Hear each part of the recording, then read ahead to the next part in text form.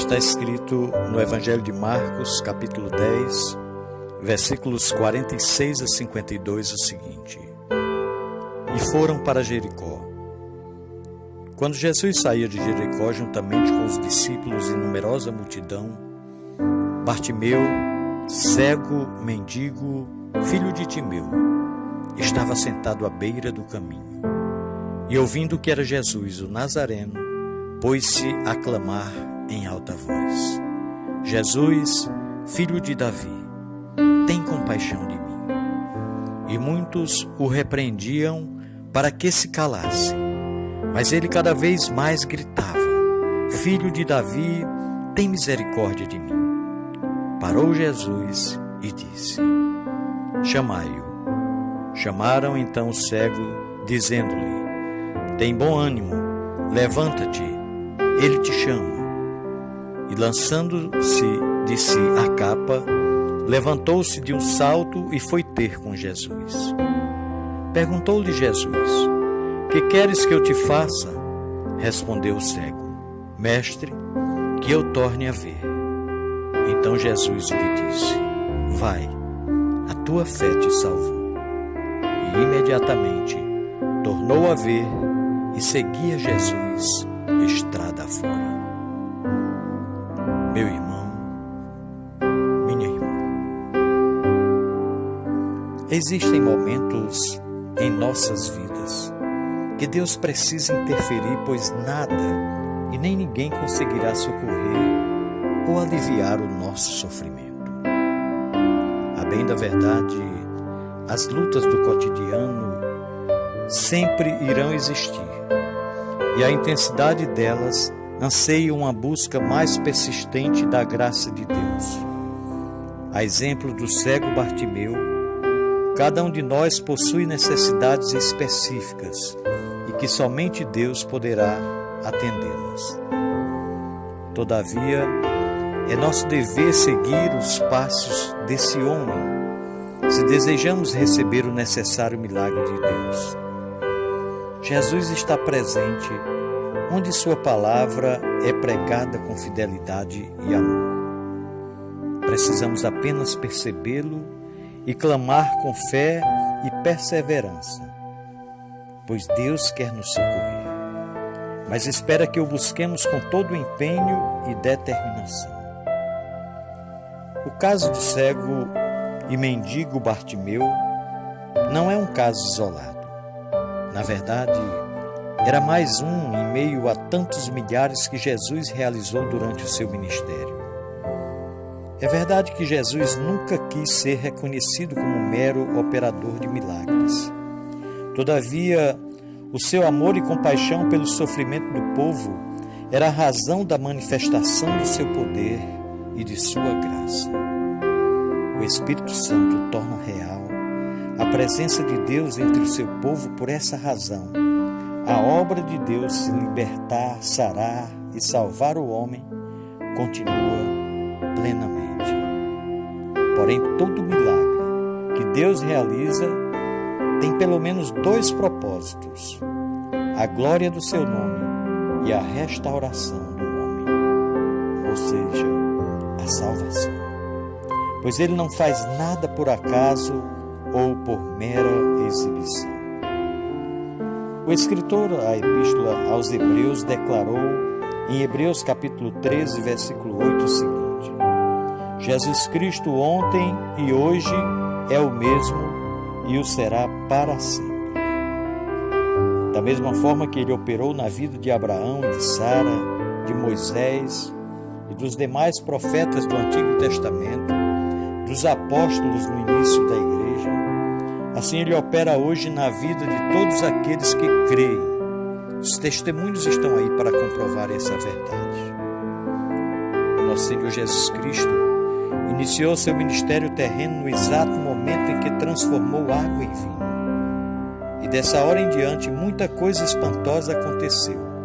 Por exemplo, a ressurreição de mortos, pesca maravilhosa, multiplicação de pães e peixes, curas e libertações extraordinárias e tantos outros milagres. Deus apenas exige de nós a fé. apenas que confiemos nele diante de qualquer necessidade que tivermos. Pois o termo milagre significa fato que se revela inexplicável pelas leis da natureza e, por isso, é considerado sobrenatural ou originário de uma ação divina. O cego Bartimeu, Jesus Cristo perguntou: "Que queres que eu te faça?" Está no versículo 50. O homem queria ver e ser reintegrado na sociedade, ter uma vida normal. Jesus também dirige essa pergunta a cada um de nós e espera que sejamos claros, específicos em nossos pedidos. Do mesmo modo que Jesus parou para atender uma única pessoa, assim, hoje, Ele faz com cada um de nós. O que lhe diremos se nos perguntar: qual é o seu problema? O pecado prejudicou seriamente a relação de comunhão do homem com Deus. Em razão disso, a humanidade padece todo tipo de sofrimento, como ansiedade, desânimo, preconceito, falta de recursos, enfermidades, opressão maligna e tantos outros males. Mas Deus deseja, por meio de Jesus, agir em nós de maneira geral e não somente circunstancial, ou seja, para o momento, algo que realmente mude definitivamente nossas vidas e mude para melhor. Bartimeu clamava: "Jesus, filho de Davi, tem compaixão de mim." Nós devemos também ir a Cristo por meio da oração, vendo-o como o Messias de Deus, como aquele que viria para restaurar e salvar o homem em todos os sentidos, como aquele que tem a capacidade e a boa vontade para nos socorrer. Vejamos no exemplo de Bartimeu mais algumas atitudes fundamentais para que Deus nos conceda o milagre que tanto esperamos.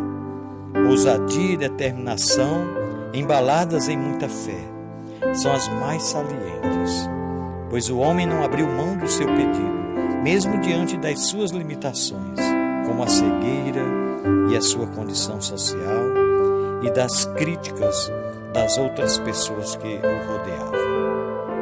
Muitos pedem algo para Deus, mas sem empenho, e quando surgem as circunstâncias contrárias, desistem, se conformam com a incredulidade. Mas Deus quer que confiemos nele, mesmo quando tudo pareça indicar que é o fim. E foi exatamente isso que Jesus disse para Jairo, quando alguns vieram avisá-lo da morte de sua filha: "Não tenha medo, tão somente creia." O evangelista Marcos escreveu que Bartimeu, lançando de si a capa, foi ao encontro de Jesus. Existem muitas capas que nos impedem de receber o favor de Deus. Por exemplo, tradições e preconceitos religiosos, autossuficiência e tantos outros. Para Bartimeu, aquela capa representava toda a sua antiga vida de mendicância e miséria, e ele não hesitou em deixá-la para trás. O que é que está nos impedindo de ir a Jesus?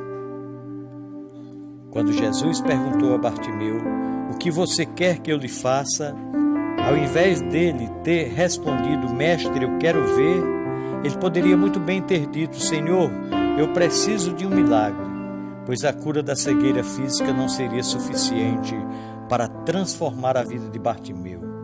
Era necessário algo mais profundo e abrangente, algo que somente o amor e a graça de Deus poderia realizar.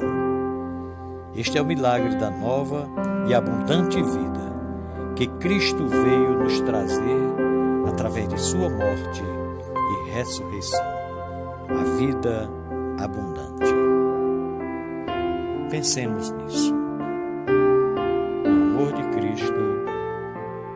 Amém.